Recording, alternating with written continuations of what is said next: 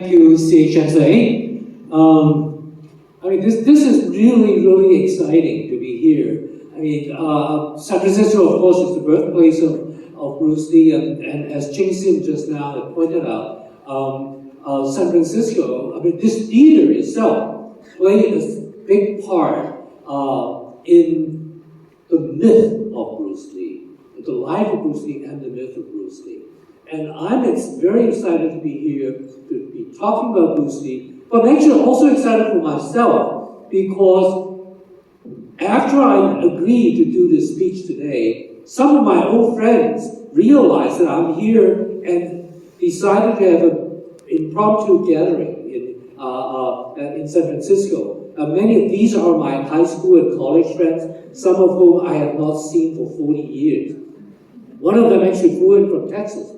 So I've been talking non-stop from 6 o'clock last night to 2 a.m. last night, and then we woke up at breakfast again, and talking non-stop until 12 o'clock. So my throat's a little hoarse, and on top of that, right before the film started, at the entrance to the theater, I ran into my roommate of college year, whom I still owe $200, who was kind enough to lend me $200 when I was in dire need.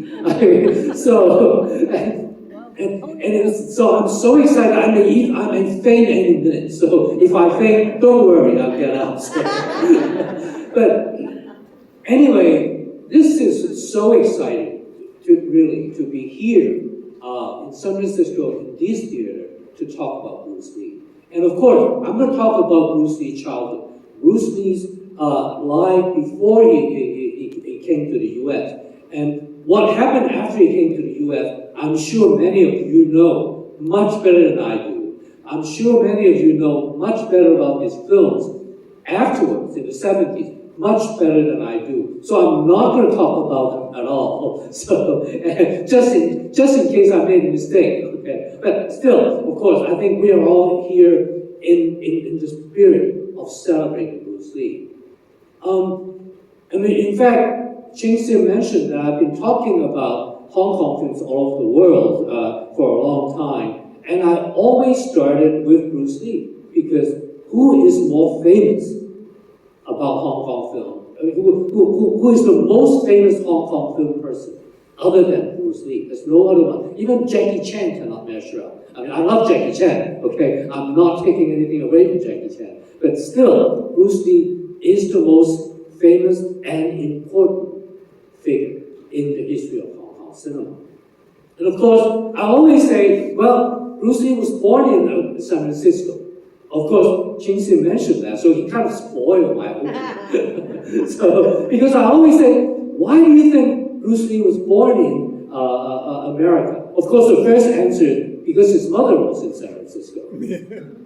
But of course, the other reason was that because his father, Lee Hoi-chun, was in San Francisco performing Cantonese opera, which is an indication of the spread of Chinese culture, the spread of Chinese art in America and all over the world. And this is the very fact that Bruce Lee's father was in San Francisco performing Cantonese opera and leading to his being born in San Francisco is a sign of the Chinese diaspora, of the way the Chinese people and Chinese culture have been spread all over the world. And there is something that put everything together. And there's something that everything came together and gave rise to first this baby, and then to this young person, to this teenager, which you will see in the offing later today, and then of course later this big star, who shines so brightly in his very brief life. But now that we talk about his birth, I'd like to talk about his name, or to be more specific, his names. We all know, many of you probably know that he has many names. Of course, the most famous name is Lei Zhangfan. In the Mandarin is Li Zhengfan. But I don't know, of course in his biography, even the Li Zhengfan, there were two versions. One is 振興嗰個振 The other is 震攝嗰個震, okay? To say it in English, one 震 means revitalizing, invigorating, and the other 震 means control of, having control over. And what is the fan? Fan, in some way, is San Francisco. Because in San Francisco in Chinese, we call it Shanghai, so the fan is San Francisco. But fan also means Western, or anything non-Chinese. So there is this many multiple meaning to his name. Either it is vitalizing San Francisco, vitalizing the West, vitalizing the non-West, or even control over it, or some kind of, not so much supremacy, but the opposite of being controlled. I mean, which of course, anybody who's familiar with his Bruce Lee's martial arts films are very familiar with that notion. But he has also other names. His actor's name. I'm sure most of you know what his actor name is. Li Xiaolong, the little dragon. So in some way, of course, we all know what dragon means to Chinese culture. But the interesting thing is, he's also the little dragon. In one of his first, in his first starring role, The Kid, 1950 film, was made when he was a tender age of 10 years old. And he was credited in the film as Li Dragon, no small dragon. It's only afterwards that the small dragon, the small was attached to it. And I think it's very, very interesting that the multiplicity, I am tired, so my tongue actually getting a little tired. But that's okay, I'm still high on adrenaline. So. But anyway, the multiple meaning of the Chinese words, and multiple meanings of Chinese phrases, and Chinese terms, that it can mean so many things, and the multiplicity of, in fact, Chinese notions. And I think this is all, they all play a part in Bruce Lee's life and his art. But he has also another name that many of you probably don't know. I'm pretty sure still some of you know. He actually has a milk name. Yu Man in Chinese, milk name, which is a name given to a child, mostly in the infant years, that's why it's called milk name, when the baby was still milking. And a lot of times, boys were given female milk names. And how many of you know what Bruce Lee's milk name is? Yeah, I can't see you, so I can. Saifeng, exactly, Saifeng. What does it mean? Feminine. Yeah, little phoenix. Little phoenix. So think about it. He's at once the dragon and the phoenix. In Chinese, we have the term 龍鳳呈祥.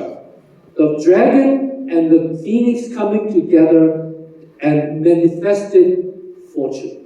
I mean, he was that. But also the other interesting thing was, the reason he was given this female milk name was because it was a custom of Chinese people, especially southern Chinese people, that when a kid, usually a boy, was young, the families were afraid that he would be snatched by the evil spirit. So it's actually very patriarchal, okay? So afraid that the kid will be snatched away by the evil spirit, they give him a girl's name. But of course, the girls, they were not that afraid of girls being snatched by the evil spirit. So there is still the patriarchy right there. And this is also part of the Chinese tradition that Bruce Lee's generation and the generations after Bruce Lee were always trying to amend or even correct and so that it can come to terms with modernity. And I think in many ways it also represented Bruce Lee's life and his culture and his art. And the interesting thing is, Xing Sim also just now mentioned that actually Bruce Lee played his first role when he was only several months old in The Golden Gate Girl. Do you know what character he played? He's a minor character. You know what gender the character he plays is? A girl! I mean, Bruce Lee appeared in drag in his first film. Think about that. I mean, so in many ways, I mean, he's at once the dragon and the phoenix, the boy and the girl, the male and the female. I mean, talking about having the cake and eat it too. I mean, but such is the interesting thing, or I would even call the wonder of Chinese culture. Because Chinese culture is often many things coming together, sometimes opposing things, or sometimes mirror image of each other. I mean, even male and female, are we entities that are opposing each other, or are we entities that come together? I think in this new milk name thing, that Bruce Lee being at once a dragon and a phoenix, a boy and a girl, a male and a female, I think it's all reflected in this very slight moment early in his early years, just a superstition of naming the baby boy a girl. I think it's also, and I think I saw an interview of one of the great Hong Kong action choreographers, Dong Wai, and he mentioned that when the first time he saw Bruce Lee perform martial arts, he said, there's a softness to Bruce Lee's martial arts. I mean, Bruce Lee is very strong, we all know that, But on the other hand, there's a softness to his fighting, to his force, to his fierceness. And once again, it is that specific aspect of Chinese culture. Of course, after when I talk about all of these, you probably think about the idea of the yin and the yang. In fact, the Jeet Kune Do symbol was a variation of the yin and yang symbol. And in the past 20 years or so, I'm very fond of talking about yin and yang with Westerners, especially because the idea of yin and yang is now a big part of the American vocabulary. Everybody knows the yin and yang because I'll always say something. There's a yin and there's a yang. There's a yin and there's a yang. But I always say, no. The yin and the yang doesn't go like this. Doesn't go like this. The yin and yang go like this. Because there's yin and the yang and yang and the yin. There's yin and the yang and yang and the yin. Because the countries are said first 10 times. But if you look at the yin-yang symbol, the black fish has a white eye, and the white eye had a black, the white fish has a black eye. There's white in the black, there's black in the white. There's Republicans in Democrats, there's Democrats in Republicans. There's Chinese in Americans, there are Americans in Chinese. That's the yin and the yang, the spirit of yin and yang. I think this is also the spirit captured by Bruce Lee in his martial arts and his art. And he's a great artist. Of course, he's a great martial artist, a great fighter. But to me, I don't know fighting. I mean, like, any girls in the audience can beat me up. So, but I love films, I love film art, I love art. And I consider Bruce Lee a great artist. And the interesting thing about Bruce Lee, especially 25 years ago, I started going back to Hong Kong. Because after I studied film in America and worked as a film critic and curator in Houston, Texas. I lived in Texas for 40 long years. You can't believe that, can you? But anyway, when I went back to Texas, went back to Hong Kong 25 years ago, I was asked to work with the Hong Kong Film Festival and the Hong Kong Film Archive. And I discovered it was only then that I discovered 1950s film. Although I've seen some 1950s film early on, but I've never really think about them in a serious way. But when I looked at them, I found great art in 1950s, even 40s and 60s Hong Kong film. And a great part of that art had a lot to do with Bruce Lee. So before I go any further, I'm going to play a clip for you of Bruce Lee working as a child actor, because it's very, very important to remember that Bruce Lee was a great actor. He was a great acting artist. before he went to America. He was a great film artist at the tender age of 10 in this movie called The Kid. So let's play clip number 2, The Kid. Ah, 好嘢好嘢好嘢！拜拜師傅。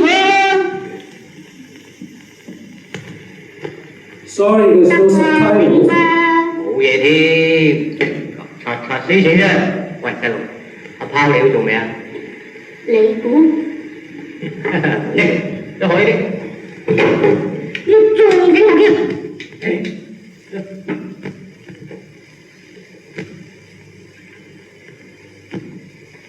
得，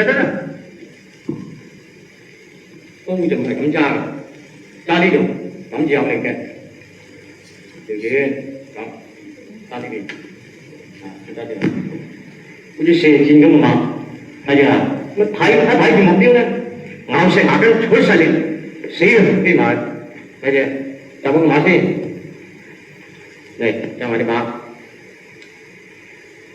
嚟啊！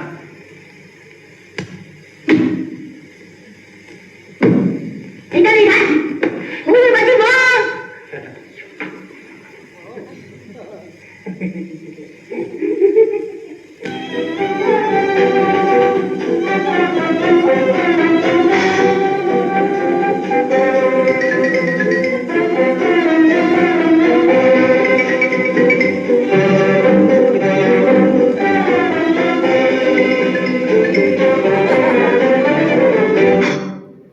！Okay, it's actually the wrong clip. Sorry about that. Well, we have some technical problems earlier on, but we finally fixed it. But that's okay. Remember this clip, okay? Because I was going to talk about this clip later on, but still, you can see in this clip that he was acting, and he was a good actor. And there was many different kind of situations. Okay? He was talking to his elders. One of them is actually called the flying knife Lee, or the flying dagger Lee. In fact, Bruce Lee was famous for his notion of brushing his teeth with his thumb, like this, right?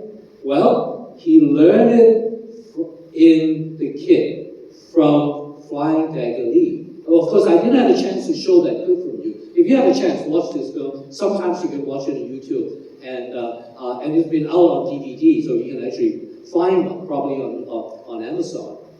But still, I mean, you can see, for example, in this clip, first he was talking to the elder, and there's a braggadocio to him. I mean, he may be a kid, but he was not shy, or he was or timid with these tough guys. These are actually gangsters, but they're good gangsters. I mean, they're the foreshadow of Better Tomorrow, the Chow Yun-fats, of the Hong Kong gangster film of the 80s. But still, and then also afterward, when he succeeded in hitting the center spot with the flying dagger, he was so ecstatic, he did a somersault. And that somersault, I'm going to go back a little later, because I want to show the other Bruce Lee clip. So let's play clip number 1, also The Kid. 快得未啊？唔快得未啊？咪走！從真懲戒幾個？現在搞到晚。He's pretending to be a teacher. 師傅，爺爺呀呀。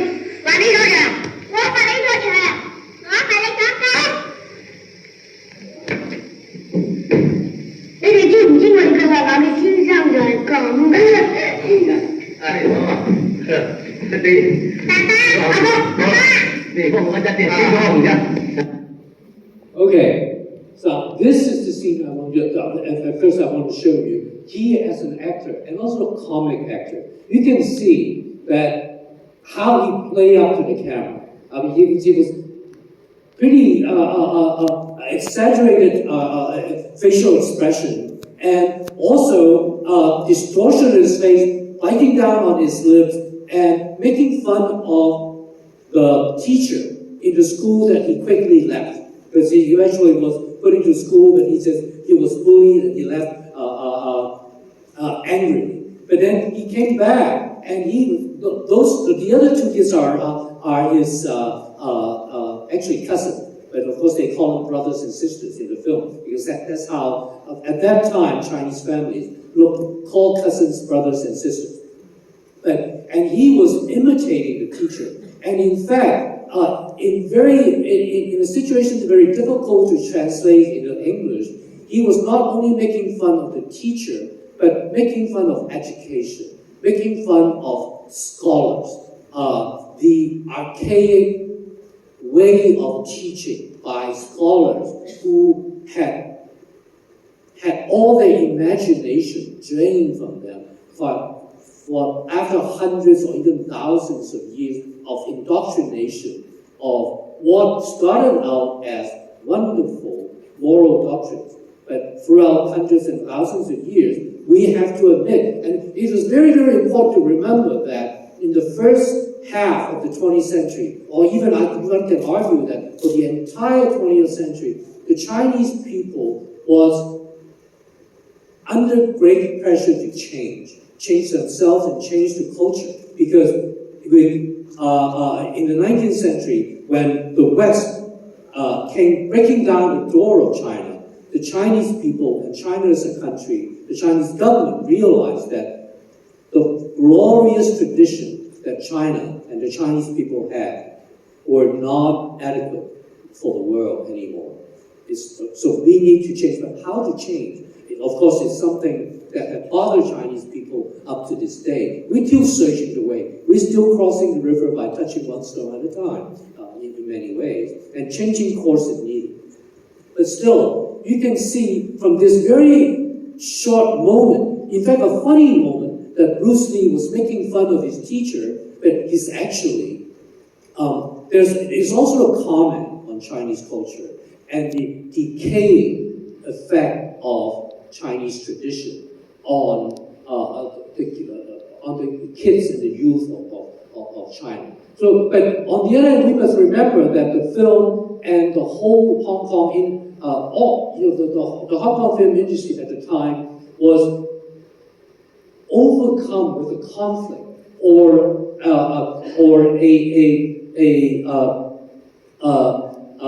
loss as to how to integrate modernization, westernization, and traditional China. And Bruce Lee in many ways represented that. Because we all know that Bruce Lee was the Cha-Cha champion of Hong Kong.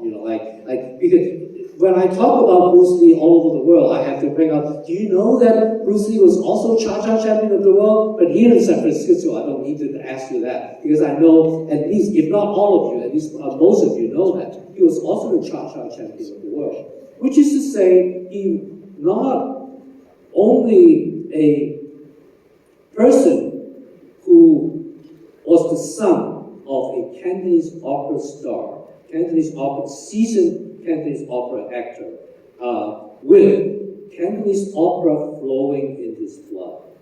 And I will strongly argue, because I'm preparing for this talk actually, and another talk about Bruce Lee earlier in Hong Kong, I watched some of the documentaries, and I saw one otherwise very good documentary about Bruce Lee, and this Bruce Lee expert said something like opera, especially Peking opera, had no influence on Bruce Lee, and this is something I totally disagree. Because in the first clip that you saw, remember the somersault? Some of you actually burst out with excitement when he did the somersault. And that was actually a Cantonese opera move, and the acrobatic side of Cantonese opera, which of course came from Peking opera. Because at the turn of the 20th century, in the late 19th century, Cantonese opera was in need of change. And one of the things that Cantonese opera changed was to learn from Peking opera, incorporating the acrobatics of Peking opera into Cantonese opera. And Cantonese opera at the time called it fighting northern style. In Chinese, 打北派. In Mandarin, 打北派, which is a southern Chinese opera using northern Chinese opera acrobatics to make a dramatic statement. So Bruce Lee at that moment, after successfully hitting the bullseye with his flying dagger, he was so happy he did a somersault. What kind of kid would do a somersault when he's happy? I mean, this is not reality, but it's heightened reality. And we all know art is heightened reality. Art is never just reality. Reality is actually boring for us, to me at least. What makes art wonderful is because it's heightened reality, and this is heightened reality. It's a stylized manifestation. It's a stylized expression. It's a stylized illustration of a kid who's just happy. So later on, when he came out stealing roast duck, I mean, actually there's a Keystone Cop reference to it, because one of the early first Hong Kong films was called Stealing the Roast Duck, and it was actually a rip-off of the Keystone Cop's chases. But after he stole the roast duck, he did a somersault. I mean, right there, it is a kid who's a tender age of 10 years old, and he was acting in the social realist film, because the kid is about an orphan, because he was actually raised by his uncle and grew up with his cousin, and because his parents were presumed dead, and so he's an orphan who was learning at the time, picking up to be skilled and a mentality to be a juvenile delinquent, which of course in some way the film that you're about to see, The Orphan, is a sequel to. So I'm not going to tell you much about the film until when I introduce the film later on. But anyway, I mean, here is a kid who's an orphan who was on the verge of becoming juvenile delinquent, and he just, in expression of his happiness, he did a somersault, which is a heightened way of expression, copy from, or maybe instilled in him through the Cantonese opera. So one of the reasons that I think Bruce Lee was such a wonderful actor and a great star was because he was born to a Cantonese opera star who actually also acted in film a lot. He was a veteran character actor. I love Li Hao-chun in the Cantonese films of the 50s. He mostly played either villains or comic characters, because in Cantonese opera, he's actually one of the comic characters called Cao Sang. The clown is, well, usually they're translated as clowns, but I don't think it's a very good translation. I would call them comic characters. I don't know if you've seen an interview of Bruce Lee that he did in Hollywood